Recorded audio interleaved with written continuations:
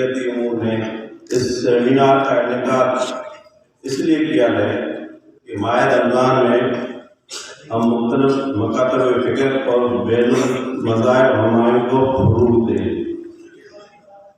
اور ان کے نوٹیبل اور لیڈروں کو ایک جگہ پر بٹھائیں تاکہ ہم پرامن معاشرے اور مذہبی ہمائنگی کی بات کر سکیں۔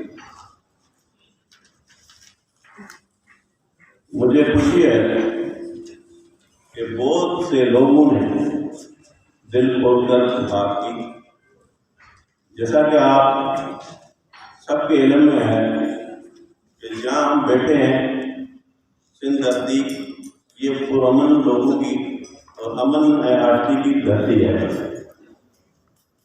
تاریخی طور پر بزرگوں اور صوفیوں کی دھرتی ہے جس میں مختلف مذاہب کے لوگ امن اور بھائی چارے کے ساتھ ایک دوسرے کے ساتھ رہتے ہیں۔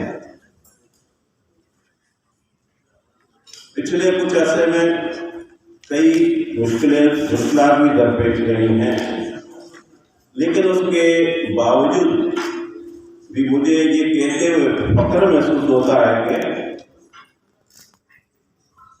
سندھ میں اب بھی ایک پرامن اور برداشت کا معاشرہ قائم ہے، جہاں مسلمان، ہندو، عیسائی، مختلف مذاہب کے لوگ ایک دوسرے کے ساتھ بھائی چارے کے ساتھ رہتے ہیں۔ یہ ایک ایسی روایت ہے جس کو معاشرے میں قائم رکھنا اور پروان چڑھانے کی ضرورت ہے۔ اس سے ہی ہمارے معاشرے کی ترقی ہوگی۔ مجھے یہ بات کرتے ہوئے فخر محسوس کر رہا ہوں، میری اپنی party Pakistan Peoples party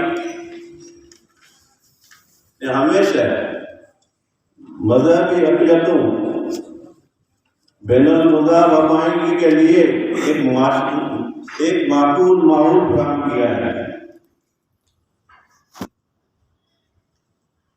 Peoples party نے ہمیشہ اقلیتوں کے حقوق کی بات کی ہے اور پیپلز پارٹی نے آپ کو مٹائنے کا نہیں ہے، میں مختصر بتاتا چلوں کہ ہمارے چیئرمین بلاول بھٹو صاحب، ہمارے